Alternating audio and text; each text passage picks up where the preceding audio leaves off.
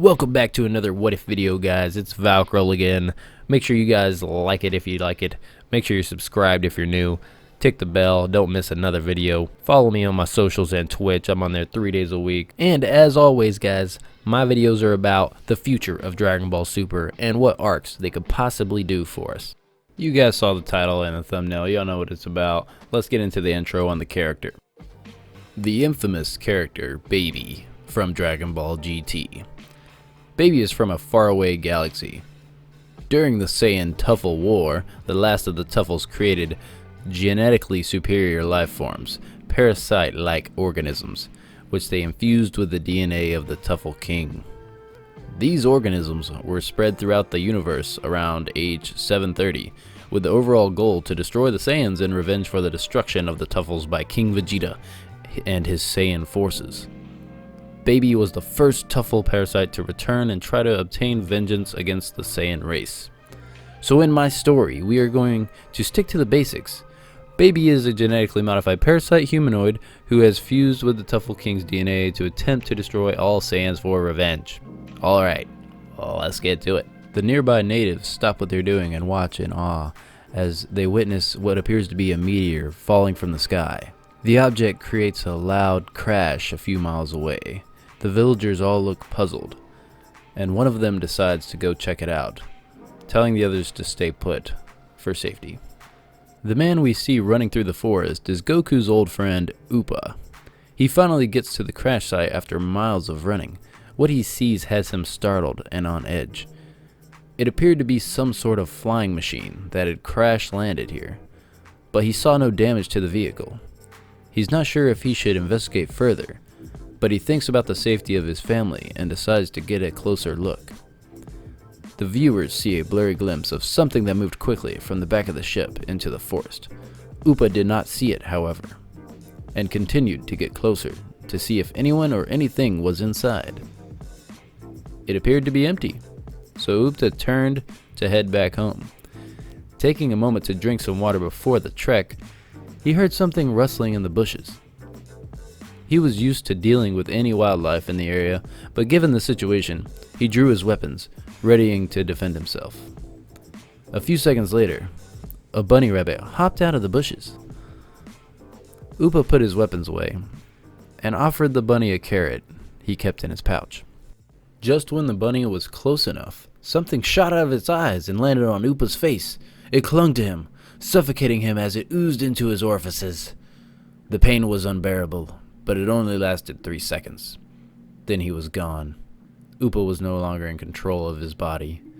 He could only watch the new driver take control from the back seat. Upa's eyes changed, and now a giant grin on his face. The scene changes. We see Upa's home in the night. The scene shows Upa walk inside from an outside view into his teepee. And we hear screams of agony for a few seconds. Then a few moments later, he walks out with his family, all with the same grins on their faces. Upa closes his eyes, seeming deep in thought, then opens them. The scene changes again to the lookout. Dende's eyes are closed as he's clearly sensing something. He opens them and says to Mr. Popo, "This is not good. I sense great hatred and malice taking over the people in the western villages. But what could it be?" Mr. Popo said, "I don't know, but it feels unnatural." Dende then uses telepathy to contact all of the Z-Fighters and urges them to go take a look at Korin's tower and the villages ASAP and handle the situation. Gohan, Goku, Piccolo, Tien, Krillin, they all show up at Korin's tower, but no one was there. Goku teleports them to Upa's village with instant transmission, but once again, no one is there. Feeling the stakes of the situation rising, Goku senses for energy, but doesn't sense anything. Piccolo tells him to take them to western edge of the West City, so Goku does. They arrive and immediately hear screaming all over the place. The screams keep moving further into town. They rush to the scene to find hundreds of people walking in unison. All of them turned to face the Z-Fighters simultaneously. They had strange looks in their eyes, At the front was an old friend, Upa. Behind Upa was his family, then Korin and Yajirobe. Goku tried talking to Upa, saying how good it was to see him again. And then Upa began laughing hysterically. Then silence. You could hear the wind blow through the city. Nothing else. Then Upa threw his arms outward, and the army of people behind him started flying in all directions towards them until they had the warriors surrounded. Gohan said, "What do we do? These are all citizens who are obviously under some sort of mind control." Goku said, "Whoever is behind this is going to pay." Upa says in a strange voice, "Well, well, well. The Saiyan has some bark, but does he have any bite?" Krillin says, "Well, they know you're a Saiyan, but who else would know that?" Just then, the army of citizens sprung into action and swarmed them. The Z-Fighters all flew upwards to avoid them. Since they didn't want to hurt any of the people, they could only run at this point, until they could figure something out. But the army was quick. They couldn't believe how fast they were for normal people. Whoever was controlling them must be extremely powerful.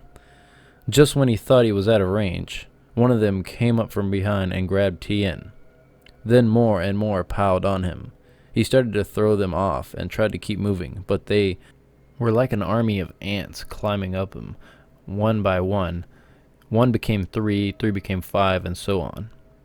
Krillin and Piccolo were the closest and gave Tien some backup, but as soon as they started to help, a mass wave of goo oozed out from the army and engulfed the 3 warriors. Goku and Gohan were too preoccupied with Upa, Yajirobe, and Korin to lend a hand in time. Gohan yelled, "Piccolo!" Goku yelled, "Tien! Krillin!"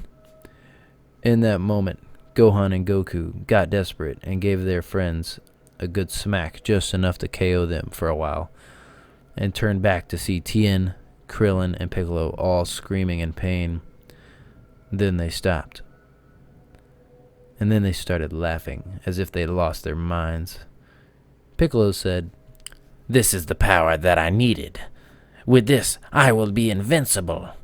All Saiyans will be dead in no time." Goku and Gohan were stunned. Their friends standing before them were now their enemies. They both gritted their teeth in anger and frustration. Goku said, "Where in the world are you, Vegeta?" Piccolo suddenly appeared behind Gohan, but Gohan was ready with a kick that sent Piccolo flying. But Tien and Krillin flanked Gohan in that moment as well, and ooze shot out from their body, aiming at Gohan. Goku teleported just in time to teleport them out of there. He teleported them to Bulma's and found Vegeta training in the gravity chamber. They explained the situation to Bulma and Vegeta. Vegeta joked that it would be fun to beat up on the 3 Baldies. Goku decided he needed more answers, so he teleports them to King Kai's planet. King Kai actually knew what they were up against and gave them the origins of Baby, but warned them not to let themselves be infected. The whole universe would be done for if they didn't stop him fast. King Kai also explained that if they showed mercy, then they could not win. They had to destroy them along with their friends, family, whoever was absorbed. There was no other way. Goku yelled, "What? There's nothing we can do. You'll just have to use the Dragon Balls to wish them back afterwards." Vegeta said, "Sounds like a good plan to me." Goku and Gohan are clearly enraged. They couldn't stand it. Why did so many people have to suffer? Goku says, "I guess we have no other choice." And he teleports them back to his house to grab some senzu beans, where he had them stashed for emergencies. When they arrive, they find Goten, Chi-Chi, Krillin, Tien, and Piccolo all waiting for them. Goku yells, "Damn you, Baby!" Baby laughs. Baby said, "It's too late. You can't win. Your fate was decided as soon as I absorbed the Namekian." Gohan replied, "What do you mean absorbed? You're inside his body." Baby snickered and said, "Once I am inside of a host, I absorb every bit of their DNA, making it a part of my own. And not only do I make it a part of my own, but it becomes 10 times more efficient. Even when I leave the body, I will still maintain the power, and the bodies I leave behind are nearly lifeless. Vegeta huffed a laugh and walked forward. If you're such a tough guy, how about you leave those bodies behind and fight me one-on-one right now? Lucky for them, it turns out Tuffles have just as much pride as a Saiyan does. Baby laughed and said, I don't need these bodies to defeat you. You will grovel before the mighty Baby. Baby was sure he had enough power now to defeat them easily, so he left the bodies behind, forming into his own. Baby exclaimed, Behold, I am the great Baby. Vegeta laughed and pointed at Baby. Ha ha ha. Is this what I'm supposed to be afraid of? You're puny. I suppose the name Baby does suit you. Baby's reaction was priceless. He was enraged. I don't know how I'm supposed to take you seriously. I mean, look at you. Your name is Baby, and you look like a runt. You're absolutely pathetic.